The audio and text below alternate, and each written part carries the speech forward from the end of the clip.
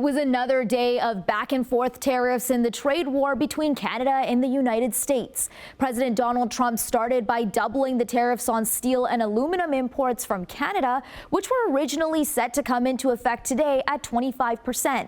He says this escalation was in response to Ontario Premier Doug Ford's decision to roll out his electricity surcharge on certain states. And in a series of strong-worded posts online, he warned Canada would pay a financial price for this so big that it will be read about in history books. But both Ford and Trump had second thoughts, ultimately pausing the measures. Already Canada, and I respect very much, as you know, there's a very strong man in Canada who said he was going to charge a surcharge or a tariff on electricity coming into our country. He has called and he said he's not going to do that. Okay, he's not going to do that. And it would have been a very bad thing if he did, and he's not going to do that, so I respect that. But we were just informed that he's not going to do that. Tessa Bennett joins us in studio to break down today's trade war developments. Good evening, Tessa. Good evening, Manisa. After Ontario levied the surcharge on the U.S.-bound electricity the province supplies, Trump doubled down on the long-threatened steel and aluminum tariffs. He also upped the ante on his warning of annexation, once again saying Canada should avoid the economic blow by becoming our cherished 51st state. By the time the day came to an end, most of that had changed. The Ontario Premier calling you and giving you his decision about the electricity surcharge, and you said you were pleased about that. Will you make a different decision now about the tariffs on Canada? Will you reduce it? That, but probably so, yeah. He was a gentleman. While Tuesday started with a sharp escalation to the broadening trade war between Canada and the United States, Ontario Premier Doug Ford had walked back a major policy, and Trump suggested a reversal by the time the day came to an end. Trump originally announced he had instructed his Commerce Secretary to double the tariff on Canadian steel and aluminum, making the total amount 50%, saying it could be coming into effect tomorrow.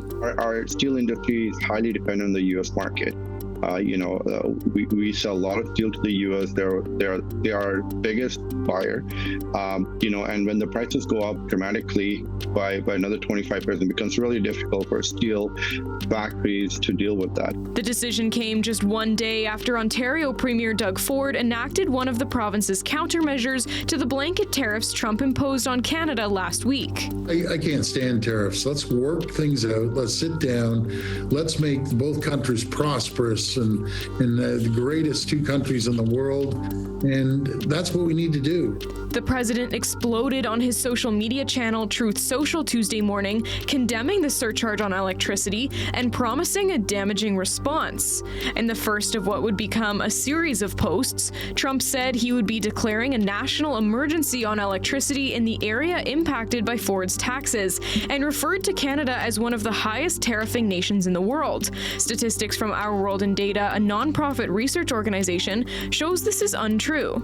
In Trump's second post, he questioned why the United States would allow other countries to supply them with electricity in the first place, saying in part, "Can you imagine Canada stooping so low as to use electricity that so affects the life of innocent people as a bargaining chip and threat?" He followed by warning that Canada would pay a financial price for this so big that it will be read about in history books for many years to come. Ultimately, the premier made the decision to pause the surcharge after speaking with Trump's Commerce Secretary, announcing he would be traveling to Washington on Thursday to further discuss trade and the USMCA. Well, they made the concession of dropping the additional 25%. They had it up to 50% on the steel and aluminum, and a meeting.